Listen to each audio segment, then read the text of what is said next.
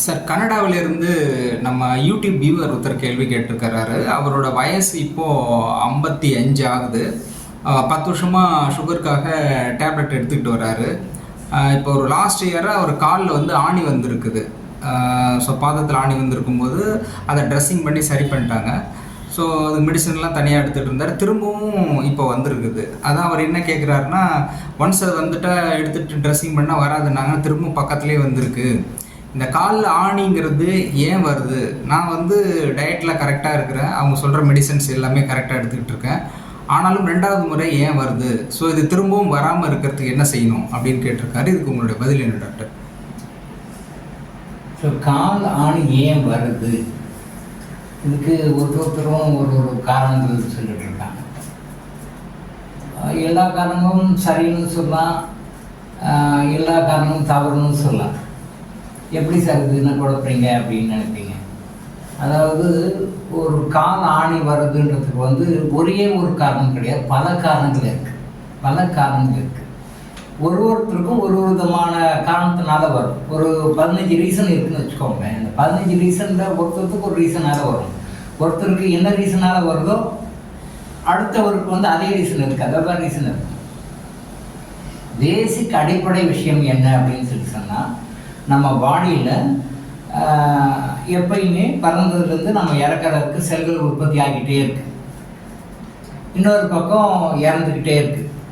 இது உங்களுக்கு நல்லாவே தெரியும், நம்ம படிச்சிருக்கோம், சயின்ஸில் படிச்சிருக்கோம். செல்கள் வந்து நமக்கு 24 hours 365 days புது செல்கள் உற்பத்தி ஆகிட்டே இருக்குது. ஒரு பக்கம் இன்னொரு பக்கம் செல்கள் வந்து அழிஞ்சிக்கிட்டே இருக்குது. இந்த ப்ராசஸ் எல்லாருக்குமே நடந்துருக்கு. உங்களுக்கும் நடக்குது, எனக்கு நடக்குது, எல்லாருக்குமே நடக்குது. இப்போ இந்த அழுகின்ற செல்கள் வந்து எங்கே போகணும்? உடம்புக்கு வெளியே வரணும்.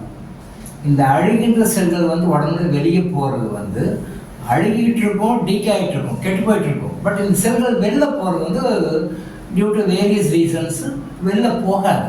அந்த வெளியே போகாத நிற்கும் பொழுது அது எங்கேயாவது ஒரு இடத்துல ஃபார்மேஷன் ஆகும்.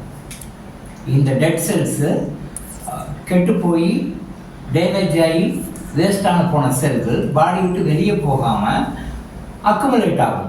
இந்த அக்குமுலேட் ஆகிறது வந்து அவங்க உடம்புல நோய் எதிர்ப்பு சக்தி எவ்வளோ அதிகமாக இருக்கோ அவ்வளோ அக்குமுலேட் ஆகாது, அப்போ டிஸ்கஸ் ஆகிடும்.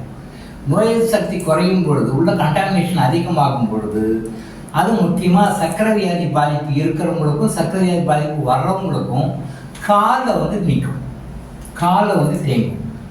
அப்போது அந்த இடத்துல அது ஆணியாக வளரும். இதுக்கு வந்து கால்சியம் டெஃபிஷியன்சி, பொட்டாசியம் டெஃபிஷியன்சி, அப்போ நம்ம கெமிக்கல்ஸில் டெஃபிஷியன்சி சொல்லிட்டு இருப்போம், அது வேறு ரீசன். பட் அடிப்படை காரணம் என்ன அப்படின்னு சொல்லி சொன்னால், அந்த இறந்து போன செல்கள் வந்து காலில் வந்து அக்குமுலேட் ஆகும். அது சேர சேர சேர என்னாகும், 4 அடி அப்படியே இறுகி அப்படியே நிற்கும். அப்போது பாதத்தினுடைய அளவை விட கீழே வரும்பொழுது அவங்களால நடக்க முடியாது, கால் ஊன முடியாது, கால் மேலே ஊசி குத்துற மாதிரி வலிக்கும். இப்போ மெக்கானிக்கலாக என்ன பண்ணுவாங்க, அந்த சர்ஜரி பண்ணுவாங்க, அப்படியே ரொம்ப மாதிரி போட்டு அறுத்து சரி பண்ணுவாங்க. திரும்பவும் வரும். அப்போ என்ன பண்ணணும்? அடிப்படை ரீசன் நாம் ஏற்கனவே திருவள்ளுவர் சொன்ன மாதிரி, நோய் நாடி, நோய் முதல் நாடி, அது தணிக்கும் வாய் நாடி வாய்ப்பற்றைகள். இது எல்லா நோய்களுக்கும் பொருந்தும். உலகத்தில் எல்லா நோய்களுக்கும் பொருந்தும், எல்லா காலத்திலும் இது பொருந்தும். அதனால தான் திருக்குறளில் வந்து உலக பொதுமறைன்னு, நீங்கள் இன்னும் 10,000 வருஷத்துக்கு பின்னாடி போனாலும் இது கரெக்டாக தான் இருக்கும், இது மாறாது. இன்னொரு 1,00,000 வருஷம் கழித்து இதை படித்தாலும் கரெக்டாக தான் இருக்கும். ஸோ அந்த கெட்டுப்போன செல்கள் வந்து பாடி விட்டு வெளியே போகுது. அந்த கெட்டுப்போன செல்கள் பாடி வெளியே போகாத எக்ஸ்ட்ரா வளர்ந்துக்கு நம்ம அரிசி எடுத்துடணும், திருப்பம் உள்ள அது ஆணியாக வளரும். சில பேருக்கு ஆணியாக இருக்கும். இது வந்து சர்க்கரை வியாதியினுடைய பாதிப்பு வந்து ரொம்ப அதிகமாகும்போது, உடம்பு சர்க்கரையுடைய அளவு ரொம்ப அதிகமாகும்போது இதுவே பின்னாடி அம்புடேஷன் பண்ண வேண்டிய நேரத்தையும் அழுகிட்டு வரும். சில பேருக்கு ஆணி லெவலோடு நின்றுடும், சில பேருக்கு அம்புடேஷன் லெவலில் மாதிரி போகும்.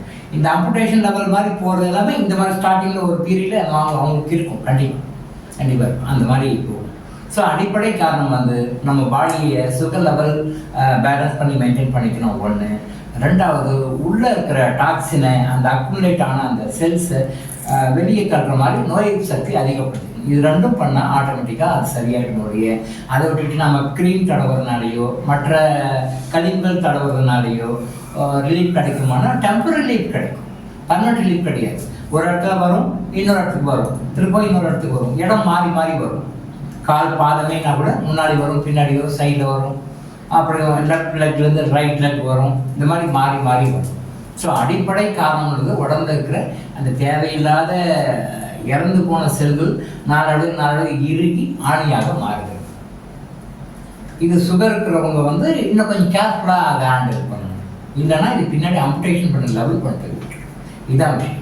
ஸோ இப்போ நீங்கள் என்ன செய்யணும், உடம்புல எதிர்ப்பு சக்தியை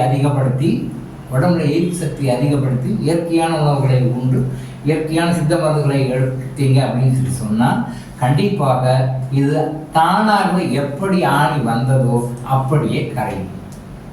கொஞ்சம் டைம் எடுத்துக்கும், 3லேருந்து 6 மாதம் வரைக்கும் டைம் எடுத்துக்கும். பர்சன் டு பர்சன் வேரி ஆகும், எல்லாருக்கும் ஒரே மாதிரி டைம் எடுத்துக்கிறது. அது பல காரணங்கள், அவங்களுடைய உணவு முறை, வாழ்க்கை முறை, மனநிலை, அவங்களுடைய பாரம்பரியம், அவங்களுக்கு என்ன இப்போ நோய்கள் இருக்குது, வேற என்ன நோய்கள் இருக்குது, இந்த மாதிரி பல கிரைட்டேரியா இருக்குது. அதை டிசைட் பண்ணுற கிரைட்டேரியா 1-2 கிடையாது. அதை பொறுத்து டைம் 3 to 6 months ஆகும்.